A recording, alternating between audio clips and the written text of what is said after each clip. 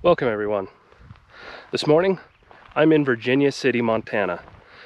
This is a huge gold producing region and is definitely one of the wealthiest, if not the wealthiest, gold producing region in the continental United States. Back in 1863, a group of miners made a discovery of gold. They returned to Bannock to get supplies, but when they came back they were followed, and soon the secret was out and this valley was flooded by hundreds and thousands of miners staking claims and dredging gold from the creek.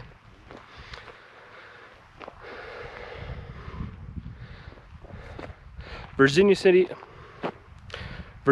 was very definitely a boom town. It was the second capital of Montana Territory for about 10 years between the 1860s and 1870s, and it survived, but just barely, over the course of the last 120 years. So I hope you'll join me today as we take a look at Virginia City's historic past. So here's a look at Virginia City from Old Boot Hill. And Boot Hill was the first public cemetery. There's a couple of non-criminals here, but the only graves that are left here, or at least marked, with one exception, are criminals or alleged criminals. But look, somebody's created a little Boot Hill cemetery for mice. Squeaky Mouse, 1860-1861, trapped and killed for smuggling stolen goods and leaving messes. That's a crime. And over here is the more official cemetery. So apparently only a year after the road agents or criminals were buried in Boot Hill, people didn't want their family members buried near them, so they started this cemetery. And it looks like we've got some really neat headstones. Like this one here. Mrs. E.H. Bartlett died June 6, 1897, age 63 years. So sometimes with these headstones that are tree stumps, that can mean that the person died prematurely. But in this case, she was 63 years old. I wouldn't say that was premature, especially not in 1898. But we do have these other symbols, like this calla lily here, very popular in the 19th century in grave iconography. And we have some ferns. Both have symbolic meaning in resurrection and faithfulness, things like that. Some classic 19th century iconography in memory of Thomas T. Jones, 1889, 68 years, 4 months. Of course, we have the hand pointing up, as if suggesting to me, the reader, that the soul is no longer here, it's in heaven.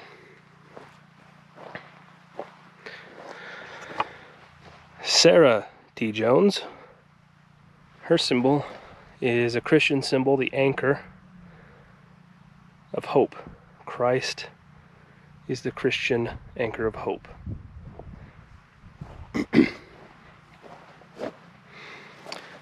Elias R. Jones, 40 years. He was a member of the Masons. Thomas J. Dimsdale, 1831-1866, author of the Vigilantes of Montana.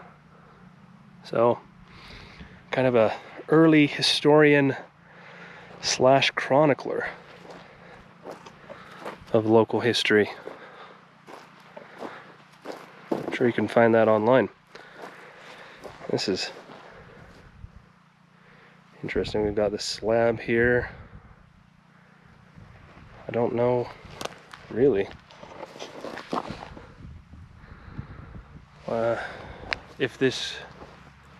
if bones were just shoved in there. I've never really seen something this small. Maybe this will provide some clues. In memory of Dr. Jabez Robinson, born 1813, died June 22, 1866.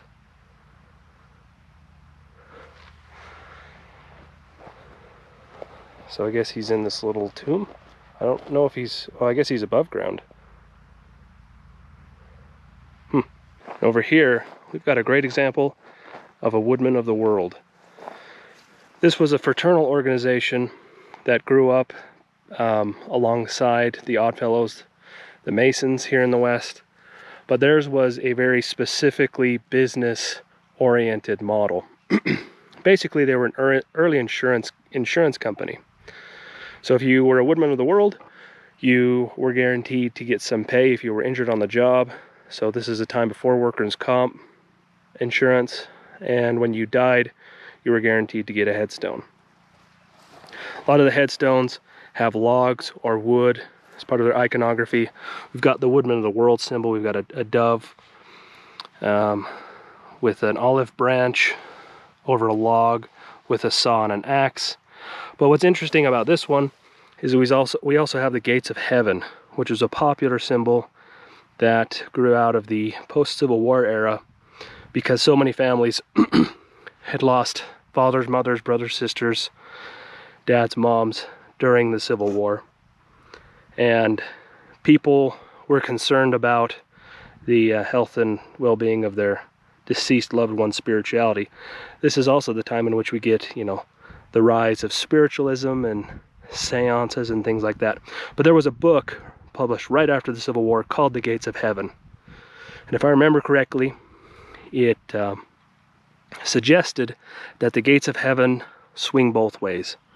So deceased family members can go into heaven, but they can also return from heaven to visit mourning loved ones.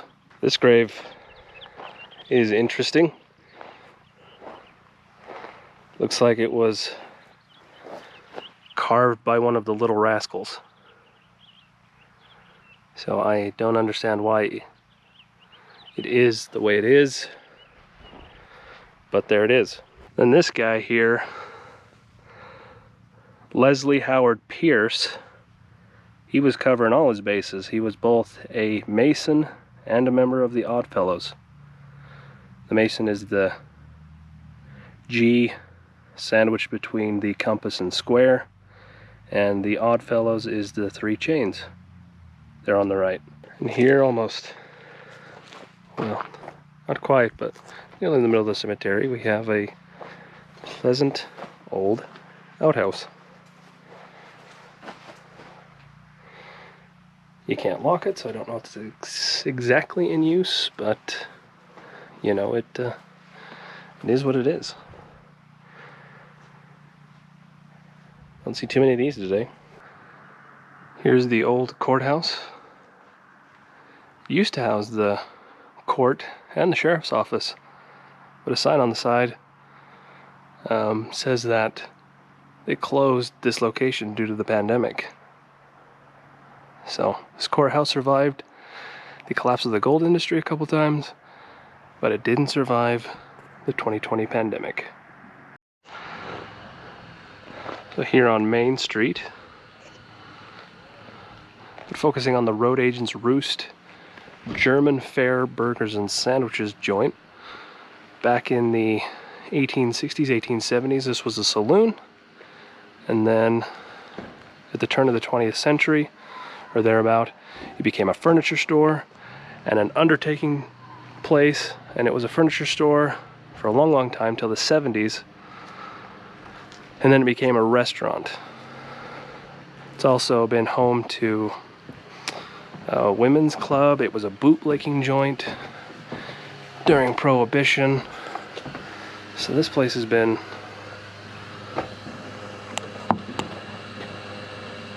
pretty interesting for a long time. It's a restaurant that's closed today because apparently they had a water main break. That's too bad. I'd have loved to have eaten some schnitzel oder so irgendetwas.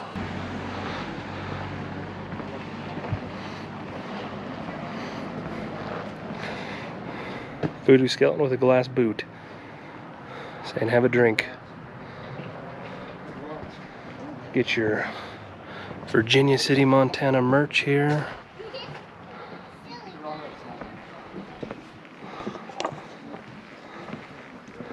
The water office. Pretty picturesque and typical Old West town. Have the Masonic Hall and temple there. When the Masons would build buildings like that, they would typically reserve the upper story for themselves and then lease out the bottom story for any kind of business. Bartletts Blacksmith Shop.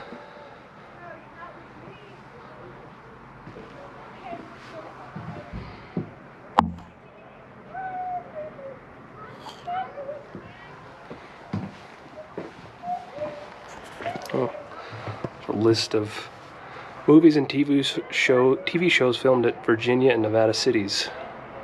Little Big Man, 1970, Montana Bound, Missouri Breaks, South by Northwest, West of Imagination, 1000, Piles of Gold, Unsolved Mysteries, Plumber's Gold, 1989, Return to Lonesome Dove, Nobody's Girls, Numbers Alive, History's Mysteries, Bob Vila's Restore America. Don't think that this was one of the ones on Bob Vila's show. So this is the old Capitol building here in Virginia City. So the territorial legislature met here, the second story, for 10 years until the Capitol was moved to Helena.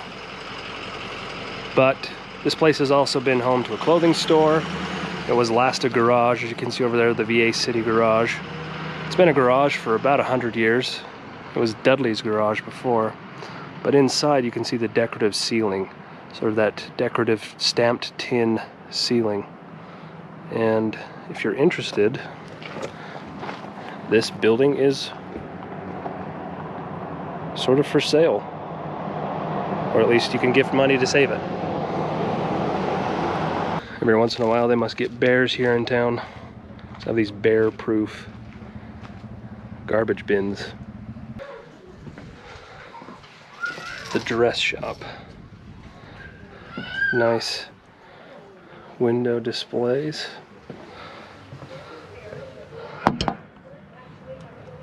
Looks like a lot of these places are open in the summer for people to just peep in and look around.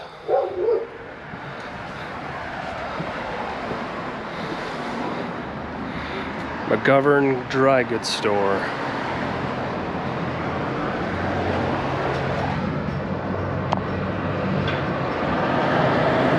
Yep. A lot of these places look like they have actual period inventory.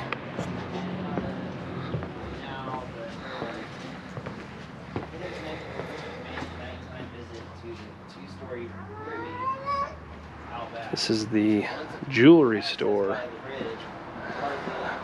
And this little tiny thing you could have got your cigars. Oh, it's starting to blacken and I can't see a thing. Oh, there's nothing to see.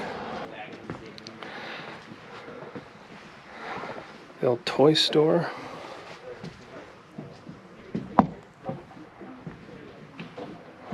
Really small interior. The toy aisle of any given Walmart is far bigger. Nacho Mamas, burritos and more, housed in the old city bakery.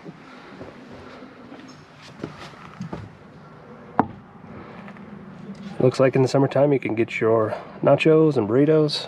Good place to eat. At least I'd like to think.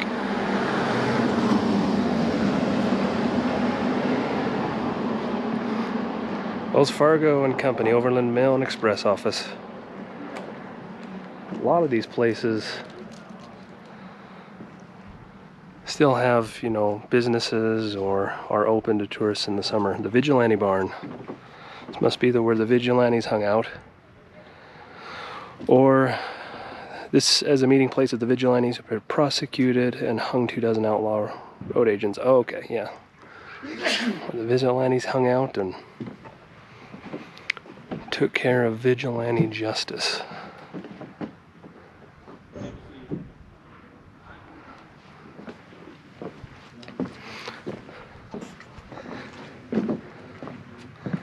Calamity Jane's. I guess over there on that corner with the S Content building, there used to be a lot of auctions in the 1860s. So much so that it caused accidents and traffic jams here on this road, and so the city outlawed it after a while.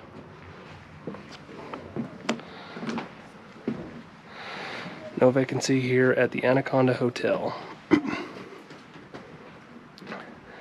1863, originally called the Young American Eating House. Butcher shop.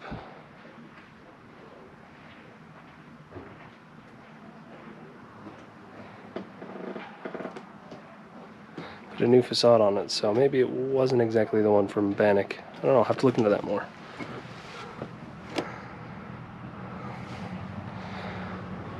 But it looks like a hotel you can still stay in. Good Works Films, huh? So filming something here.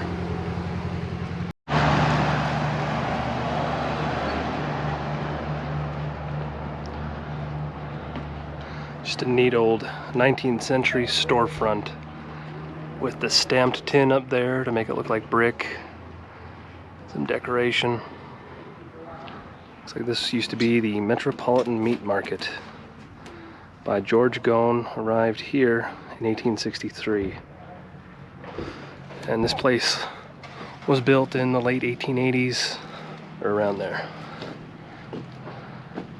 Looks like we've got Cousin's Candy Shop with the candy stripe poles, formerly a clothing store.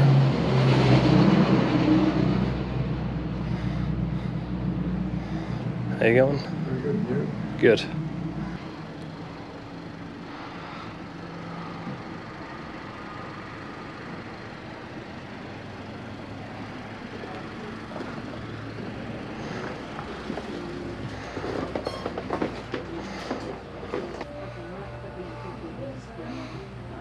Great old stamped tin ceilings. See where the seams met and they just nailed the patterns together.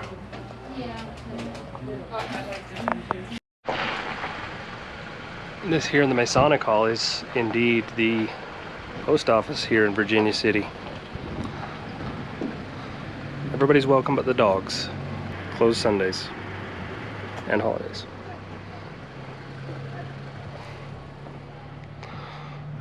More modern iteration of a bank.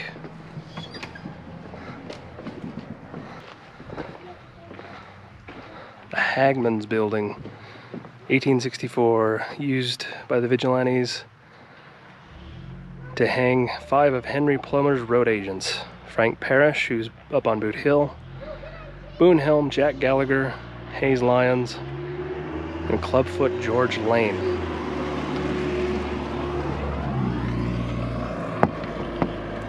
Now you can buy rocks. The Charles and Sue Bovi Memorial Garden.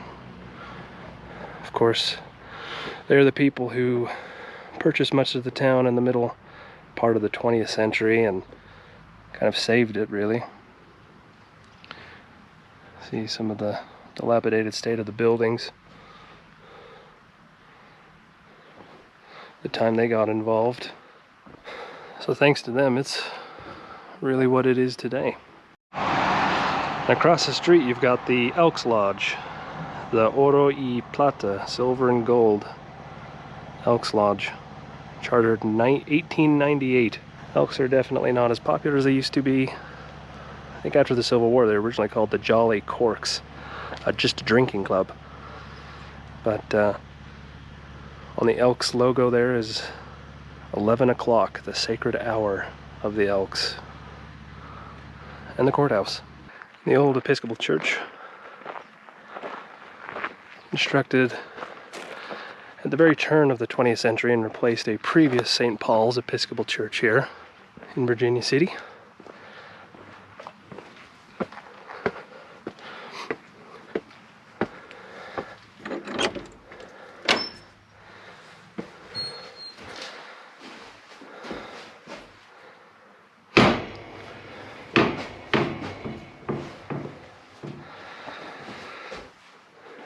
The Madison, Virginia City, Montana, Thursday, July 31st, 1902. That's what the old one looked like. Similar to the one in Bannock. Well, here's a better picture.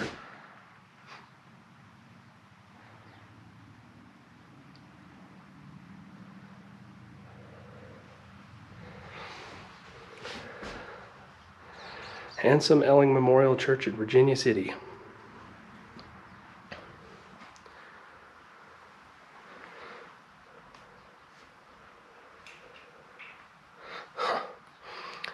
The Elk Medical Institute.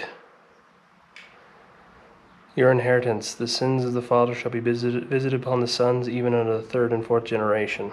That's an interesting way to advertise for medical service. Also said blood poison.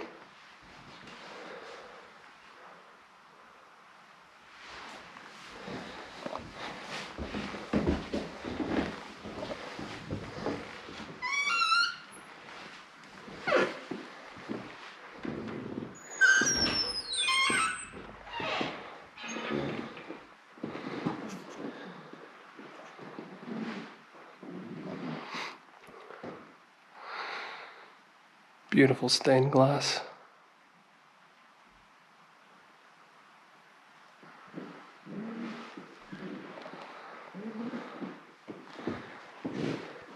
Got these push button switches. That's neat.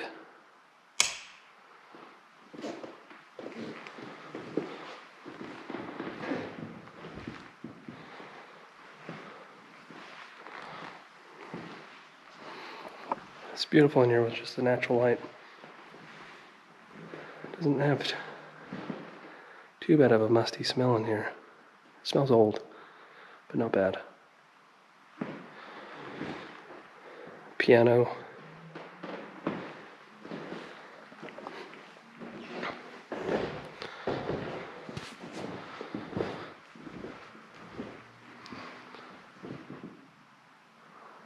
Beautiful altar window. The bishop's chair. The Episcopal flag. Flag of St. George, of course. When this was dedicated, there were 400 people that packed into here for the dedication of the church. It was done by, oh no, it wasn't done by Bishop Tuttle, but the first service here for Episcopalians was done by Bishop Tuttle, who came out of Utah, I think.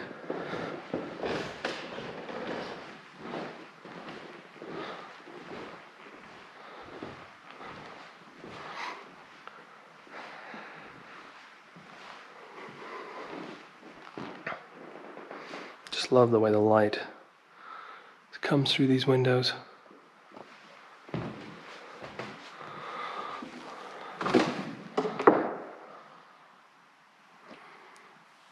I don't know, did Episcopalians ever sell benches in the 19th century? If you know that, leave a comment in the comment section.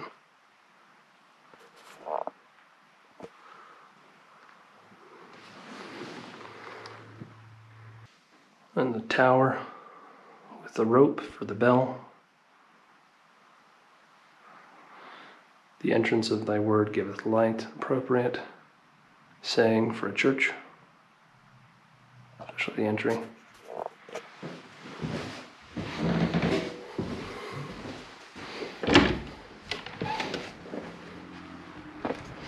And back out on the street. I do kind of love these old back alleyways that you have in these old towns.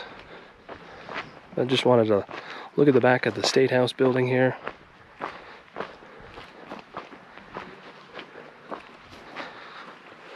And the sad shape it's currently in. I wanted to document it because it might not be around for a great deal longer. At the back of some of the other buildings.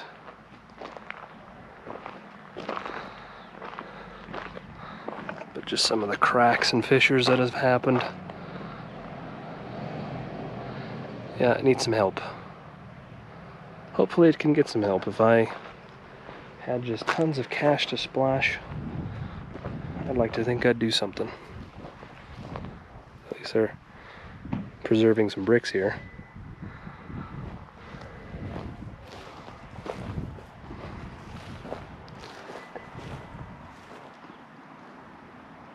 Glass insulators. Looks like this was a coal shed. Just based on the coal that's leaking out.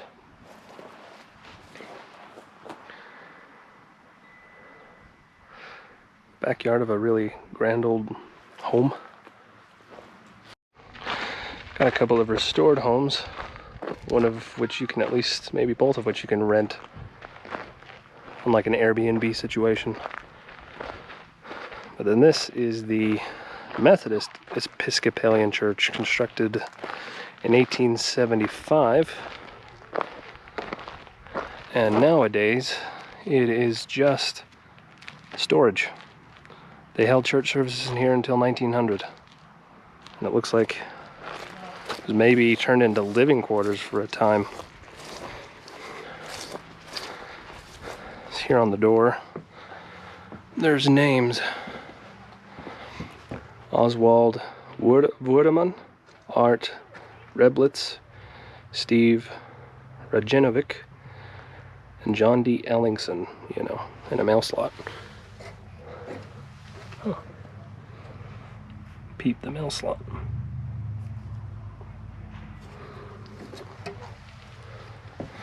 It is, of course, private. But up there it says M.E. Church 1875, Methodist Episcopal Church.